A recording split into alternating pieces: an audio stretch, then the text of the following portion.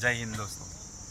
જો તમારે તમારી લાઈફમાં નવા યંગ આવનારા માણસો, જે છોકરાઓ છે, યંગ જેન્સી જેને કહેવામાં આવે છે, જો રિયલ એસ્ટેટમાં ઇન્વેસ્ટમેન્ટ કરવા માંગતા હો તમે અને પહેલી વાર ઇન્વેસ્ટ કરતા હો, તો તમારે કોઈ રેસિડેન્શિયલ પ્રોપર્ટીમાં ના જશો, કોઈ એક નાની દુકાનમાં જાઓ, અને એ બી ડાયરેક્ટ બિલ્ડર જોડથી બાય કરીને ના જશો. કોઈ 2-5 વર્ષની જૂની હોય પ્રોપર્ટી અને એમાંથી એ દુકાન તમે બાય કરો, કારણ કે એ દુકાનનું પજેશન એની તમારી જોડે હશે, તમે એને ભાડે ચાળવી શકશો.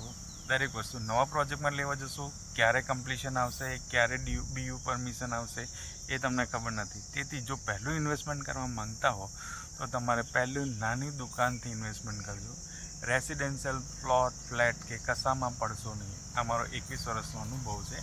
શા માટે? એક, ભાડાની આવક, અને બીજું પ્રોપર્ટીનું એપ્રિશિએશન જે દુકાનનું આપે છે એ ઘરનું નથી આપતું. સરેરાશ કોમર્શિયલ પ્રોપર્ટીનું રેન્ટ 6% હોય છે અને રેસિડેન્સનું 2-3% હોય છે. એપ્રિસિએશનમાં ઘરનું સરેરાશ 7% એપ્રિસિએશન મળે છે, જ્યારે કોમર્શિયલ પ્રોપર્ટીનું 10થી લઈ અને 17% સુધી હોય છે, એવરેજ હોય છે જાનું.